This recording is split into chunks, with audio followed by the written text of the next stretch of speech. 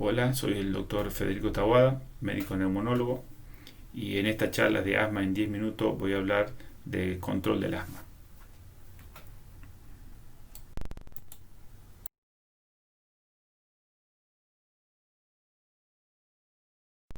Control del asma es el grado en que las manifestaciones del asma se encuentran ausentes o reducidas al máximo debido a la acción del tratamiento o de la terapéutica, que es el objetivo del tratamiento. Podría decirse entonces que es el resultado de un balance entre la enfermedad y las manifestaciones de esta enfermedad y la acción del tratamiento sobre esta enfermedad. Podemos ver así en este cuadro que sin importar si la gravedad es leve o grave, ante un adecuado tratamiento, el control va a ser adecuado, va a ser bueno, que es en el margen izquierdo del cuadro, en las zonas verdes. ¿Sí? Y ante un tratamiento inadecuado, podemos tener falta de control de la enfermedad, que está en el margen derecho del cuadro, en la zona roja. Acá tenemos, por ejemplo, el asma de difícil control, y eso quiero diferenciar el asma incontrolada de la gravedad. La gravedad está dada por las manifestaciones, la intensidad de esas manifestaciones del asma antes de aplicar un tratamiento. En cambio, el asma de control difícil o el asma incontrolada se le administra un tratamiento y a pesar de esa estrategia de tratamiento, el paciente no logra controlar totalmente los síntomas o sigue teniendo manifestaciones o exacerbaciones en los síntomas. Surge así una clasificación del control del asma en asma bien controlada, parcialmente controlada y mal controlada. Tendríamos una asma bien controlada cuando no presenta o presenta menos de 2 veces a la semana síntomas diurnos, cuando no presenta limitaciones en sus actividades de la vida diaria, no presenta síntomas o ningún síntoma de síntomas nocturnos o despertar durante la noche, uso de medicación de rescate menos de 2 veces a la semana y presenta una función pulmonar con un BEF mayor del 80% del teórico o un PEF mayor del 80% del mejor valor personal y no presenta ninguna exacerbación, siendo parcialmente controlada cuando ya presenta síntomas de más de 2 veces a la semana, presenta, por lo cual requiere medicación de alivio más de 2 veces a la semana y sus valores de función pulmonar son menor del 80% y ya presenta alguna exacerbación durante el año. Teniendo 3 de estas características, ya se considera un asma de mal control.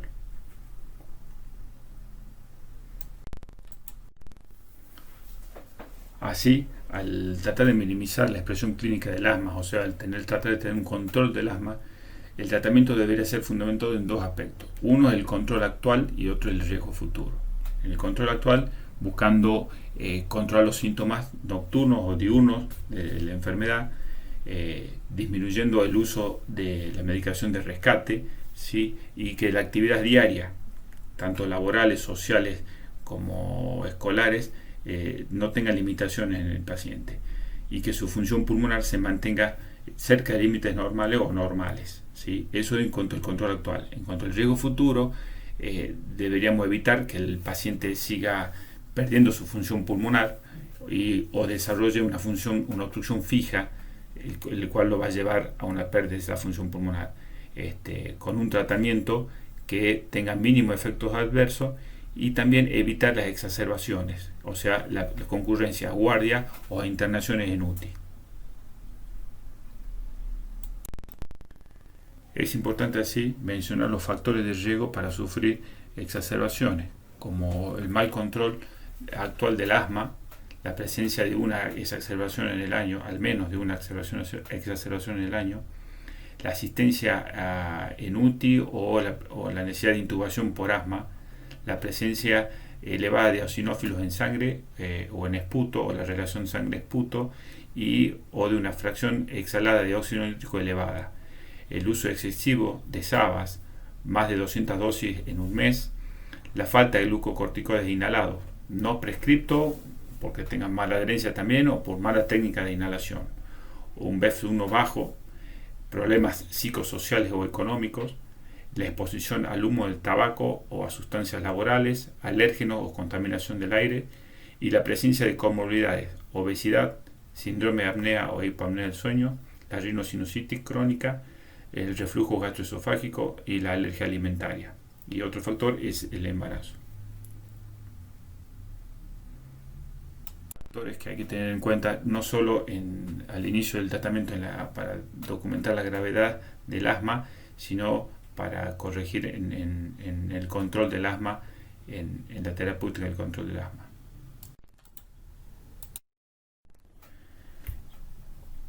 Existen numerosos métodos de medición de control del asma. Los dividimos en 3 grupos, y un grupo son los datos clínicos, donde usamos los cuestionarios. Son cuestionarios fiables, rápidos para el paciente, de fácil ejecución, validados y adaptados al castellano. Tenemos el test de control del asma y el cuestionario de control del asma. De esto hablaremos más adelante. Por otro lado, tenemos las pruebas de función pulmonar, en donde en primer lugar está la espirometría, que no solo nos sirve para ver el control actual de la enfermedad, sino también los riesgos futuros, sobre todo en las exacerbaciones, sabiendo que un BEF menor del 60% es un factor de exacerbación, y también para evitar la progresión de la obstrucción fija en la vía aérea, haciendo espirometrías pre y post tratamiento. El otro test sería el test de hiperactividad, el test de hiperactividad de la metacolina, donde se usan estrategias terapéuticas basadas en la PC20. Esta PC20 consiste en una disminución mayor del 20% del BEF en una prueba de metacolina, en una inhalación de metacolina. Y en el último grupo tenemos los marcadores de inflamación, en los cuales tenemos el recuento de eosinófilos en esputo, en donde se ha visto una correlación de una disminución de los eosinófilos en esputo con un buen estrategia de tratamiento, sobre todo en base a corticoides, sobre los corticoides inhalados. Y por otro lado tenemos la fracción de exhalado de óxido nítrico, del cual hablaremos más adelante. Bueno, ahora voy a hacer un comentario de los cuestionarios del asma, que como dijimos son test rápidos, fáciles para el paciente, de rápida ejecución, son fiables, adaptados y validados al castellano. Por un lado tenemos el cuestionario de control del asma, que consta de 7 puntos, de los cuales los 5 primeros hablan sobre la sintomatología del paciente, sintomatología diurna, nocturna, las limitaciones de la actividad diaria. Después tiene un punto más donde habla del uso de la medicación de rescate, y un 7º punto a través de la función pulmonar del BEF. Estos consta de 6 respuestas, de que se enumera del 0 al 6, después se suman todas esas respuestas y se divide por cantidad de preguntas, siendo el punto de corte de 1. Menor a 1 significa que está con un buen control del asma, y mayor a 1 sería un mal control del asma. Esto es un cuestionario adaptado de 5 preguntas que estamos viendo acá. Y por otro lado tenemos el test de control del asma, que es un cuestionario que evalúa al paciente en las últimas 4 semanas, no como el cuestionario de control del asma que evalúa las últimas semanas, sino que este evalúa las 4 últimas semanas, por eso es su importancia. Tiene 5 preguntas, de los cuales también habla de la sintomatología nocturna y diurna, de la limitación de las actividades diarias, y tiene un último punto donde hace preguntas sobre la medicación de rescate, la cantidad de uso de la medicación de rescate. Esto tiene un punto de corte de 20, siendo se suman las preguntas, cada pregunta tiene 5 respuestas, se suman al final todas las respuestas y se divide por el número de preguntas. Si el número es más de 20, quiere decir que el paciente está con un buen control del asma, y menos de 20 es porque tiene un mal control del asma. Dentro de los métodos de medición del control del asma, tenemos los marcadores de inflamación, y dentro de eso está la fracción de exhalada de óxido nítrico, de los cuales me quería explayar un poquito.